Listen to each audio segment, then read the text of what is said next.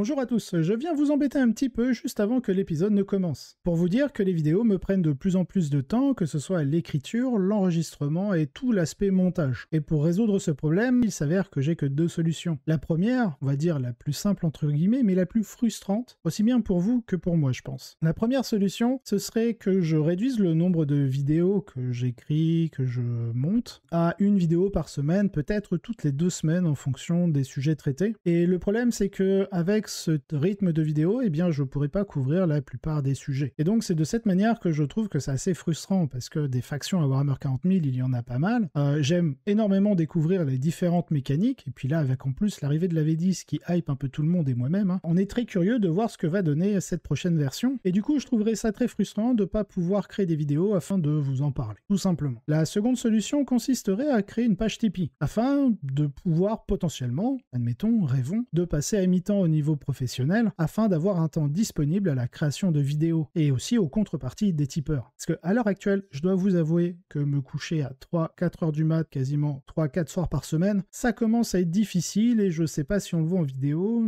j'espère pas, parce que c'est assez moche, mais je commence à avoir des cernes et de la fatigue et des petits yeux. Bref, voilà, donc pour l'instant, j'ai pas vraiment réfléchi aux contreparties de Tipeee. Bon, bien entendu, on aurait le classique, vous aurez les vidéos d'avance, parce que avec le temps disponible, en fait, eh ben, je pourrais enfin arrêter d'être en flux tendu pour justement avoir de l'avance, vous les proposer en anticipé avant qu'elles sortent, bien sûr, sur la chaîne. On pourrait aussi imaginer, puisque la chaîne, en fait, à la base, lorsque je me suis lancé dans Warhammer 40 000, je l'ai créé dans l'objectif de partager un maximum de choses pour aider les débutants et voir niveau intermédiaire, mais pas plus, parce que je m'estime pas meilleur que le niveau intermédiaire, on va dire, à Warhammer 40 000. Et donc de partager un maximum de choses parce que peu ou pas de chaînes ne le faisaient, en dehors des rapports de bataille que font toutes les grosses chaînes. Et c'est très bien.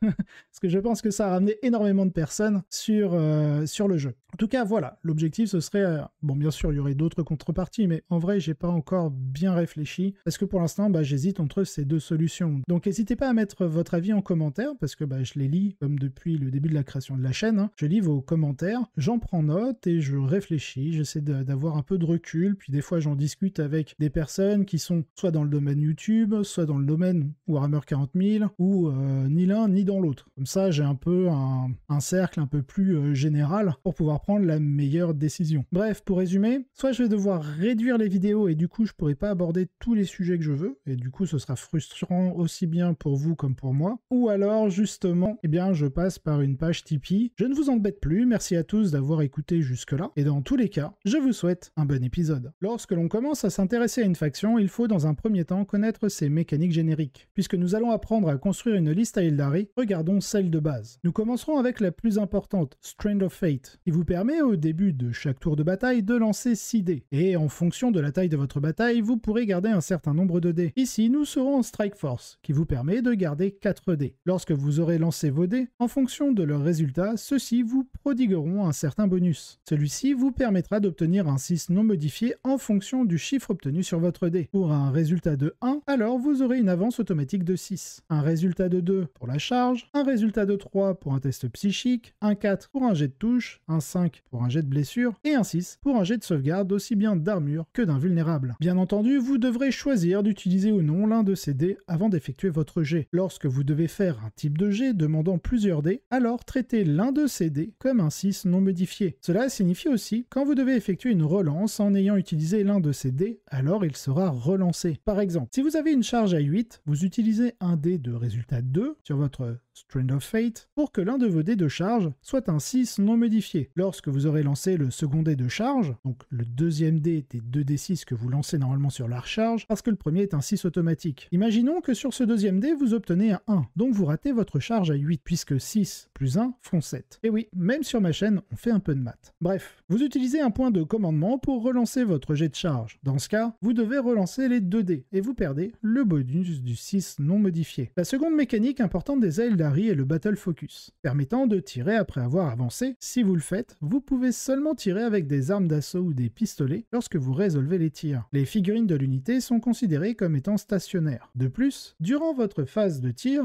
une fois que votre unité a résolu ses attaques, que vous n'avez pas battu en retraite ou avancé à ce tour, alors cette unité peut effectuer un mouvement de Battle Focus. Lorsque vous le faites, lancez un D6. Chaque figurine de l'unité peut effectuer un mouvement normal, d'une distance égale au résultat du dé. Vous ne pouvez pas embarquer dans un transport grâce à ce mouvement ou déclarer de charge. Quand une unité arrive comme renfort, vous ne pouvez pas faire de battle focus, et une unité ne peut pas faire plus d'un battle focus par tour. Si votre unité faisant ce mouvement passe par une zone de terrain, vous devez soustraire 3 pouces à sa distance. Pour résumer, nous avons une première mécanique nous permettant d'obtenir des 6 automatiques, et une seconde mécanique accentuant la mobilité des unités. Maintenant, regardons du côté des objectifs secondaires. On commence avec Wrath of Kain, permettant de marquer un point de victoire lorsque vous détruisez une ou plusieurs unités ennemies, avec des attaques à distance effectuées par une unité de guerrier aspect. Ensuite, vous gagnez un autre point de victoire si vous détruisez une ou plusieurs unités ennemies, avec des attaques de mêlée effectuées par une unité de guerrier aspect. Si vous validez les deux conditions durant le même tour de bataille, vous marquez un total de 4 points de victoire. C'est un objectif secondaire intéressant, car vous pouvez le valider en 4 tours. Il faudra prévoir dans votre liste des guerriers aspect, étant capables de détruire des unités ennemies aussi bien durant votre phase de tir que durant votre phase de combat. Nous avons aussi l'objectif Scry Future. Celui-ci est une action psychique que l'un de vos psycheurs Azuriani peut effectuer durant sa phase psychique. Il doit se trouver à portée d'un marqueur objectif sous votre contrôle, sur lequel vous n'avez pas déjà fait l'action. Lorsque votre action est complétée, alors le marqueur objectif est dit Scried, et vous rapporte 3 points de victoire, chaque fois que l'action est complétée de cette manière. C'est un objectif secondaire intéressant, particulièrement sur les scénarios à 6 objectifs, ce qui signifie que nous devrons avoir des psycheurs dans la liste si nous comptons l'utiliser. En troisième et dernier objectif secondaire de faction, nous avons Scout the Enemy, qui consiste à effectuer une action avec une seule unité Azuriani à la fin de notre phase de mouvement, en étant à plus de 6 pouces de notre zone de déploiement. Cette action est complétée au début de votre prochaine phase de commandement ou à la fin de la bataille. Si c'est une unité de ranger qui la réalise, alors à la place, elle est validée à la fin de notre tour de joueur. Si l'action est réalisée entièrement dans la zone de déploiement de votre adversaire, vous marquez 4 points de victoire. Dans le cas contraire, vous marquez 2 points de victoire. C'est un objectif pouvant être intéressant si l'on joue 2 à 3 unités de ranger, mais nous aurons des objectifs génériques bien plus intéressants. Faisons un petit tour rapide des objectifs secondaires génériques. La catégorie Purge the Enemy sera conditionnée en fonction de la liste de votre adversaire. Pour la catégorie No Mercy No Respite, on aura Wrath of Kain, mais si l'objectif No Prisoner est plus simple à scorer, alors n'hésitez pas à le prendre. Pour la catégorie Warpcraft, Warp Ritual semble celui que l'on prendra automatiquement et qui influencera certains choix dans notre liste. Pour ce qui est de psychique interrogation, si votre adversaire joue un personnage avec une grande envergure, il vous permettra de l'avoir dans votre ligne de vue facilement, alors n'hésitez pas à le prendre, ou vous aurez Scry Future pour les scénarios à 6 objectifs. Dans la catégorie Battle Supremacy, nous aurons Behind Enemy Line, qui désormais permet de marquer 3 points de victoire quand l'une de nos unités se trouve entièrement dans la zone de déploiement de votre adversaire. Si nous considérons cet objectif secondaire, lorsque nous construisons notre liste, nous aurons besoin d'avoir un total de 5 unités pour maximiser notre score. Si nous souhaitons jouer de manière moins agressive, alors l'objectif Engage on All Front fera l'affaire, mais il faut bien comprendre qu'il sera plus difficile à maximiser. Dans la dernière catégorie, Shadow Operation, avec l'objectif Raise the Banner High, les bannières, pourraient être pris par défaut dans la majorité des scénarios. Mais si nous avons la capacité d'orienter notre liste, alors Retrieve Battlefield Data et Scout the Enemy pourront être plus performants sur notre score. Pour la construction de notre liste, nous partons sur Wrath of Kain, Warp Ritual et Behind Enemy Line. Justement, regardons la liste que je vous propose. Dans un premier temps, nous sommes en Ultway, car c'est le vaisseau monde qui vous offre le plus de bonus passifs. Pour commencer, vous avez une relance pour chacune de vos unités sur votre jet pour blesser, permettant ainsi de fiabiliser votre létalité. À chaque fois qu'une unité psycheur fait un test psychique, vous obtenez un bonus de +1 sur votre premier test. Toute votre armée possède une invulnérable 6+, très pratique pour utiliser vos dés de Strand of Fate, vous fournissant un 6 non modifié sur vos sauvegardes. Et en dernier bonus, vous obtenez une insensible 5+ contre les blessures mortelles, de quoi résister aux armées de psycheurs, aux différents stratagèmes en générant ou à vos propres périls du Warp. Bref, des bonus entrant parfaitement dans votre plan de jeu. La relance pour blesser facilitant Wrath of Kain, le bonus de +1 au test psychique pour le Warp Ritual. Ensuite, nous avons un trait de Seigneur de Guerre, qui est affilié à Ultway, qui vous permet de garder un dé de Strand of Fate supplémentaire, très pratique pour fiabiliser votre plan de jeu général. La relique Ultway vous permet de connaître un pouvoir Rune of Fortune supplémentaire, ouvrant donc plus d'options de jeu en fonction des situations que vous rencontrerez. Et lorsque vous faites un jet non modifié de 9 ou plus sur un test psychique, votre pouvoir ou action psychique ne pourra être deny. Très pratique quand vous avez un dé de Strain of Fate pour la phase psychique et un bonus de +1 pour votre premier test. Enfin, pour ce qui est du stratagème Ultway, celui-ci offre un bonus de +1 pour toucher à une unité de gardien, que nous ne jouerons pas du tout, donc vous pouvez oublier ce stratagème. Bien entendu, si vous êtes un joueur expérimenté en Aeldari, vous pourrez partir sur d'autres types de listes, comme celles orientées vers le Hail of Doom, Swift Strike ou encore Masterful Shot, et bien d'autres. Mais l'objectif de cette vidéo est d'apporter une base de connaissances pour débuter avec la faction ou pour l'affronter. Pour débuter sur le choix des unités, regardons les QG. Nous intégrons Eldrad,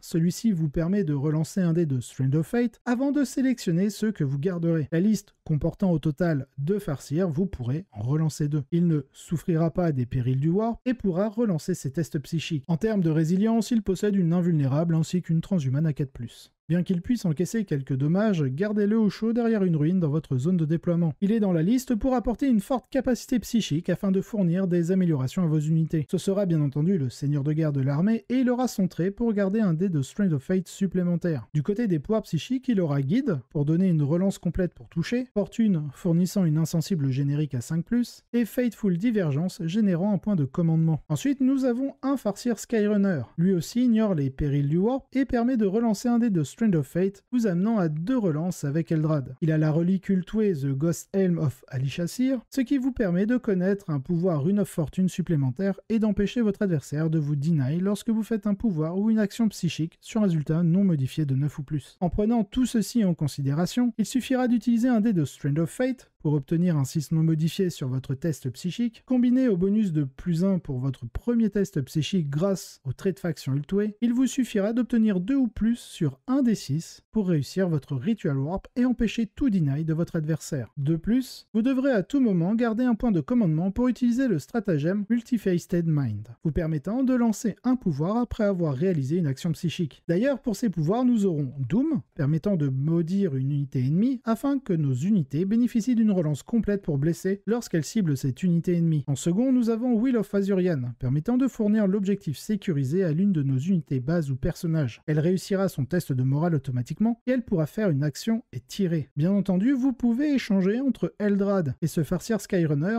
Will of Azurian sur Eldrad et Fortune sur celui-ci. Là, il faudra voir en fonction de vos préférences. Puis, grâce à la relique de notre Farseer, il connaîtra Impersense, qui empêchera une unité de bénéficier des auras. Par exemple, cela permettra d'empêcher une unité ennemie d'obtenir objectif sécurisé du trait Space Marine Rite of War. Ce pouvoir bonus n'étant pas primordial dans le plan de jeu de la liste, si vous avez d'autres préférences, n'hésitez pas à prendre autre chose. Maintenant que l'on a notre base de psycheurs, nous prendrons 2 seigneurs Phoenix, car ce sont des guerriers aspects qui aideront à la validation de l'objectif Wrath of Kain. Le premier, Baharroth. Comme tous les seigneurs Phoenix ont la capacité Favored of Kain, offrant une invulnérable 4+, et l'impossibilité de perdre plus de 3 PV par phase, entre son arme de tir envoyant 4 tirs de force 6, PA-2, dégâts 2, avec la possibilité de blesser automatiquement lorsqu'il obtient un 6 non modifié pour toucher, et son arme de mêlée de force 5, PA-3, dégâts 2, un profil de 6 attaques, en ajoutant des touches additionnelles lorsqu'il obtient un 6 non modifié pour toucher, vous avez tout ce qu'il faut pour détruire des unités aussi bien en phase de tir que de mêlée, ce qui est parfait pour valider votre objectif principal. Mais la véritable force de Baharroth réside dans sa capacité Cloud Strider, qui vous permettra de bouger, tirer, charger, combattre, puis durant votre mouvement de consolidation, ou votre mouvement Battle Focus si vous n'avez pas chargé, de vous redéployer n'importe où sur le champ de bataille à 9 pouces de toute figurine ennemie. De quoi vous rendre insaisissable. Mais surtout de vous donner une option supplémentaire pour valider Behind Enemy Line. Bien que vous devrez à chaque fois estimer les menaces autour de lui afin de savoir où le positionner. Car si vous laissez la moindre opportunité à votre adversaire, il n'hésitera pas à faire de votre piaf du saucisson sec. Enfin, en 4e et dernier choix de QG, nous avons Karandras. Tout comme Baharroth, en tant que Seigneur Phoenix, il a la capacité Favored of Kain. Vous pouvez aussi l'infiltrer, bien que ce soit pas l'objectif premier de ce personnage. Il est présent pour amener une vague supplémentaire de menaces en phase de mêlée une fois que vous aurez perdu votre unité de Banshee et ou de Scorpion. L'intérêt principal du personnage est sa capacité à générer des blessures mortelles, en multipliant ses attaques via son arme Izirmatil, ce qui vous donne 12 attaques de force 6, PA-2, dégâts 1. Lorsque vous obtenez un 6 non modifié pour blesser, vous infligez 2 blessures mortelles en plus de vos dégâts. De plus, vous obtenez des touches additionnelles lorsque vous faites un 6 non modifié pour toucher, mais ces touches additionnelles ne pourront pas générer de blessures mortelles. En fonction des situations qui se présenteront durant vos parties, vous pourrez décider d'utiliser son arme de mêlée pour envoyer 6 attaques de force 8 PA-4 dégâts 2 si la génération de blessures mortelles n'est pas intéressante. Et tout comme Barot, puisque c'est un guerrier aspect, il est présent pour vous aider à valider Wrath of Cain. Avec 2 farcirs dans la liste, Eldrad et le Skyrunner, vous pouvez inclure une unité de Warlock et ou de Warlock Skyrunner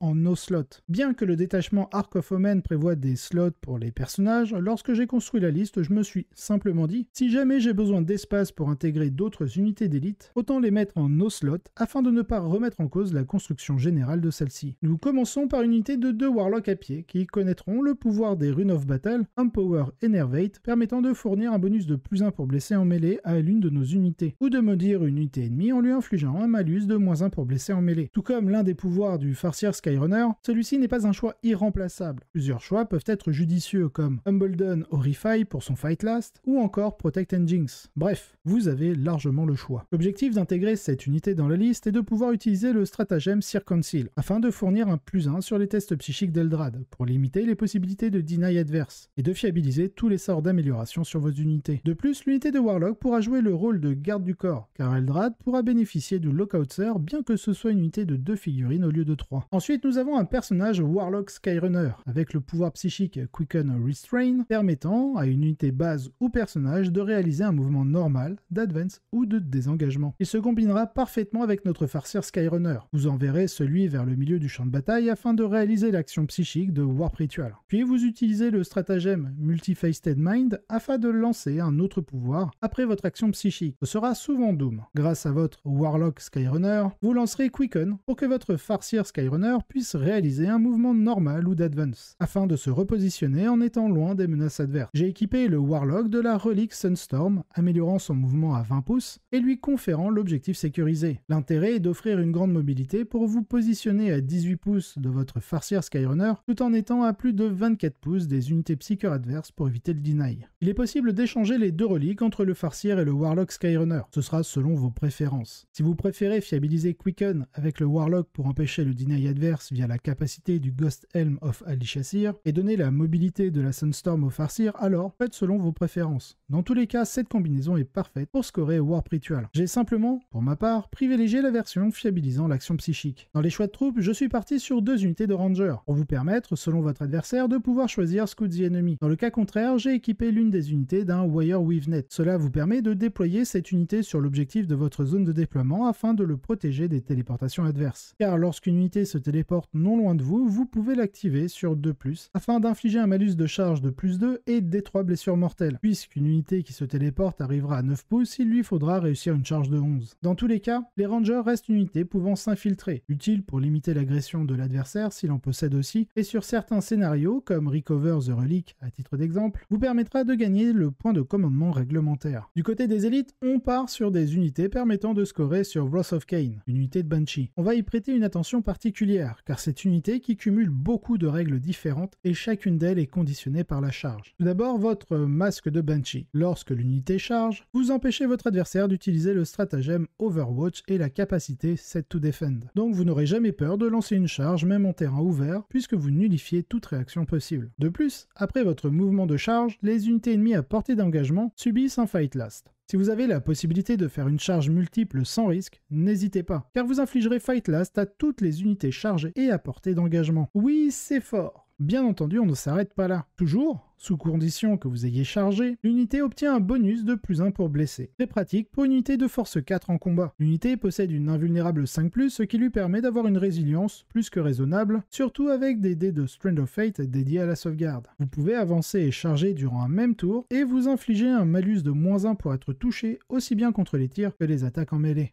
Maintenant que vous comprenez la puissance de l'unité, parlons de l'exarque. Vous pensiez que j'en avais fini, mais non, car vous pouvez fournir un pouvoir à votre exarque. Lorsque celui-ci obtient un pouvoir, il augmente certaines caractéristiques. Pour la Banshee, vous obtenez plus 1 point de vie et plus 1 en attaque. Équipez-la d'une Mirror Sword pour doubler ses attaques afin d'en envoyer 10, mais vous êtes dégâts 1. Ce n'est pas grave, car le pouvoir Piercing Strike vous offre un bonus de plus 1 dégâts sur votre arme de mêlée, vous permettant d'envoyer 10 attaques de force 4, plus 1 pour blesser, elle a chargé, PA-3, dégâts 2. Si vous cumulez en plus avec Guide et Doom, vous pourrez relancer vos jets pour toucher et blesser. Bref, de quoi détruire un peu tout et n'importe quoi. Pour le reste de l'unité, vous aurez 12 attaques de force 4, plus 1 pour blesser, PA-4. Oui, on pense que c'est PA-3, mais non, c'est PA-4. Et dégâts 1. Je ne l'ai pas fait, mais vous pouvez aussi donner une relique à 2 exarques. Pour celle des Banshees, une fois par bataille, vous pouvez l'activer sur 2+. Vous infligez 1 des 3 blessures mortelles plus X, où X est égal au nombre de charges réussites durant la bataille. Si vous voulez la jouer, je vous conseille de l'utiliser à votre première charge, ce qui vous permet d'infliger 1 des 3 plus une blessure mortelle. Si l'on ne jouait pas Karandra, ce serait un bon moyen de générer des blessures mortelles, mais normalement, vous n'en aurez pas besoin. Passons maintenant à l'unité de Scorpion. La liste débute avec 3 points de commandement, et nous en réservons potentiellement 2 pour cette unité, car avec sa capacité de déploiement d'infiltration, vous chercherez à vous déployer à 9 pouces de la zone de déploiement adverse. Si vous avez le tour 1, alors vous pourrez bouger de 7 pouces et charger. C'est une stratégie très agressive qui n'a pas d'inconvénient. Enfin, pas vraiment. Contrairement au Banshee, vous ne pouvez pas advance ses charges dans le même tour. Mais avec le stratagème fantasme, pour 2 points de commandement, avant que le premier tour de bataille ne commence, vous pouvez redéployer jusqu'à 3 de vos unités. Si vous n'êtes pas le premier à jouer, alors vous pourrez redéployer vos scorpions. Dans le cas contraire, vous pourrez économiser les 2 points de commandement. En termes de létalité, en dehors de l'exarque, j'expliquerai après, vos scorpions génèrent des touches additionnelles sur des 6 non modifiés pour toucher. Et lorsque vous faites un 6 non modifié pour blesser, vous infligez une blessure mortelle en plus de vos dégâts normaux. Si l'unité que vous attaquez est un monstre ou un véhicule, vos blessures mortelles ne fonctionneront pas. Mais attention, comme Karandras, les touches additionnelles que vous générez ne pourront pas infliger de blessures mortelles. Les scorpions sont une unité qui mise leur létalité sur leur saturation et la génération de blessures mortelles, car leurs armes ne sont que PA-1. Maintenant, regardons du côté de l'exarque. Il est équipé de la Beating Blade, passant sa PA-2, ses dégâts à 2, tout en offrant un bonus de plus 2 attaques. Ajoutez le pouvoir Crushing Blow pour réussir à blesser automatiquement. Vous obtenez une unité pouvant générer un nombre impressionnant d'attaques, particulièrement si vous leur fournissez guide pour relancer les jets pour toucher. Comme toute unité de guerrier SP, ils ont l'invulnérable 5+, et vous aideront à marquer vos points sur Wrath of Cain. Pour finir avec les choix d'élite, une unité de Dire Avenger, car nous avons intégré pas mal d'unités pouvant marquer des points sur Wrath of Cain lorsque vous détruisez une unité en mêlée. Mais vous devez coordonner tout cela avec vos unités pouvant en détruire durant la phase de tir, pour maximiser vos points de victoire. C'est là que les Dire Avenger interviennent. La liste débute avec 3 points de commandement. 2 peuvent être utilisés pour fantasme les scorpions, ce qui fait qu'il vous en reste 1 pour utiliser le stratagème Web West Strike, afin de mettre en téléportation votre unité de Dire Avenger, leur permettant de ne pas subir de dégâts de la part de votre adversaire avant qu'ils n'arrivent en jeu. Et lorsqu'ils arrivent, vous ciblerez une unité ennemie pour lancer 33 tirs de force 4, PA-2, dégâts 1, passant à PA-4 sur un 5+ non modifié pour blesser, au lieu de 6, grâce au pouvoir de l'exarque. Si vous profitez d'un guide, vous pourrez relancer vos jets pour toucher, et sous cette condition, vous utiliserez le stratagème Blade Storm, afin de générer une touche additionnelle lorsque vous ferez un 6 non modifié pour toucher. Ensuite, s'il vous reste suffisamment de points de commandement, vous pourrez utiliser le stratagème Fire and Fade pour réaliser un mouvement normal de 7 pouces, soit pour vous cacher et éviter une contre-attaque de l'adversaire, ou bien pour subtiliser un objectif. Dans tous les cas, votre positionnement devra être bien réfléchi. Si vous n'avez pas besoin d'utiliser Fire and Fade, alors avec leur capacité Defense Tactique, vous pouvez entrevoir l'utilisation de l'objectif secondaire Retrieve Battlefield Data vers une action, car vous pourrez la réaliser et tirer sans aucun souci. Bien entendu, ce sont des guerriers SP, donc ils profitent d'une invulnérable à 5+, et vous permet de scorer sur Wrath of Cain.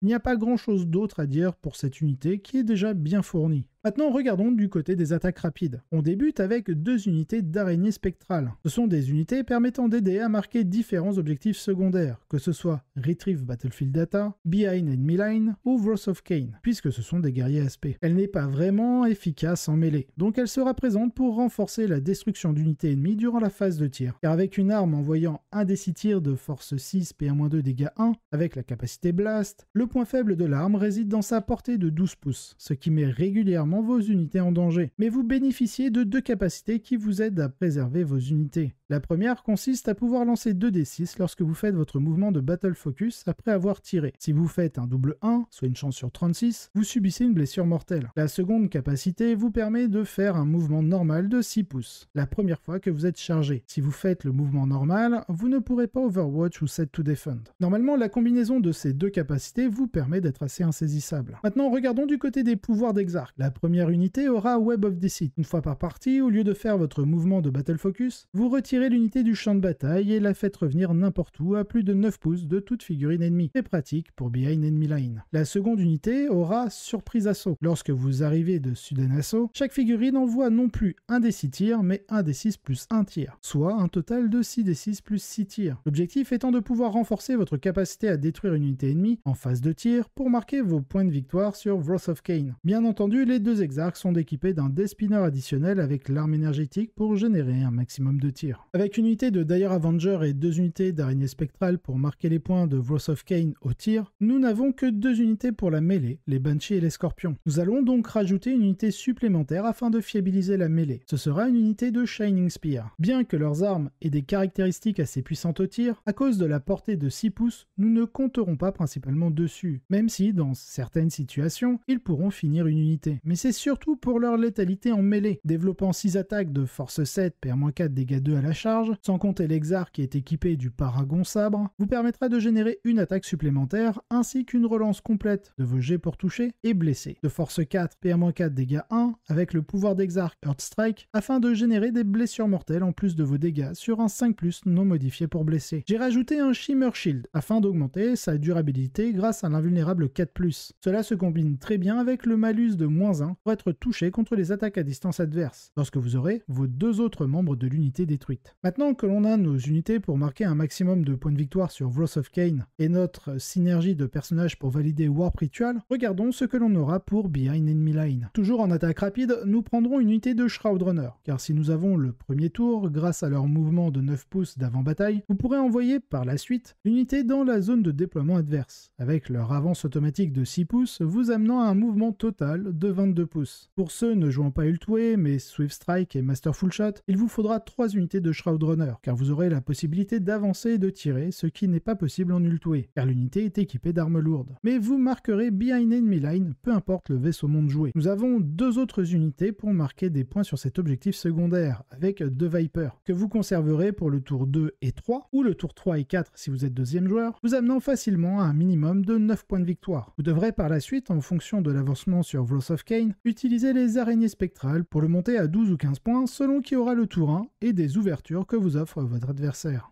Ce qui normalement vous amène entre 39 et 42 points de secondaire, 15 de Wrath of Cain, 12 ou 15 de Behind Enemy Line et 12 de Warp Ritual. Vous devrez ensuite vous battre pour le contrôle des marqueurs objectifs et prendre en compte l'objectif bis de la mission afin de ne pas prendre de retard sur votre adversaire, car une partie se déroule aussi bien sur la validation de vos objectifs secondaires que sur le contrôle du champ de bataille. Votre arme principale pour cela restera le pouvoir Will of Azurian, car elle vous permettra de fournir objectifs sécurisés à une unité de guerrier aspect que vous envoyez détruire une unité adverse contrôlant un marqueur objectif afin de vous l'accaparer pour détruire le score primaire de votre adversaire et potentiellement augmenter le vôtre. Les dernières unités à vous présenter sont soit pour fiabiliser l'impact de vos unités, soit de marquer vos points de primaire. En soutien, une simple unité d'un Warwalker qui a la capacité de s'infiltrer en plus des Rangers pour tenir l'objectif proche de votre zone de déploiement en fournissant, au besoin, un soutien durant la phase de tir pour amocher une unité que vous finirez avec une unité de guerrier aspect. Et en transport, nous avons un Wave Serpent pour transporter principalement vos Banshees et Karandras, potentiellement vos Scorpions si vous n'avez pas le premier tour. Pour les Banshees, vous obtenez une projection de 3 pouces de débarquement, plus 8 pouces de mouvement, plus 6 pouces d'advance avec un dé de Strand of Fate et une charge d'un dé 6 plus 6 grâce à un autre dé de Strand of Fate, vous amenant à une charge comprise entre 24 pouces et 29 pouces. Pour Karandras et les Scorpions, c'est surtout pour les protéger des tirs indirects, que ce soit des mortiers de l'Astra Militarum ou des Desolation Squad des Space Marines, et offrir une petite projection supplémentaire avec les 3 pouces de débarquement afin de fiabiliser leur charge. Bien entendu, il n'y a pas qu'une seule manière de jouer cette faction. Mon but est de vous fournir les connaissances principales, afin que vous puissiez mieux les connaître sur vos futurs affrontements, ou simplement pour ceux se lançant dans la construction d'une nouvelle armée. J'ai essayé de faire les meilleurs choix par rapport aux objectifs secondaires que je visais, tout en prenant en compte les possibilités d'évolution de la liste vers d'autres vaisseaux mondes, mais aussi avec l'arrivée prochaine de la V10 en ayant une diversité des unités. J'espère que vous aurez apprécié cet épisode. Si c'est le cas, n'hésitez pas à mettre un pouce en l'air sous la vidéo ou à vous abonner si ce n'est pas déjà fait, de commenter, voire de partager la vidéo, cela aide énormément au développement de la chaîne. Et dans tous les cas, je vous souhaite un excellent wargame.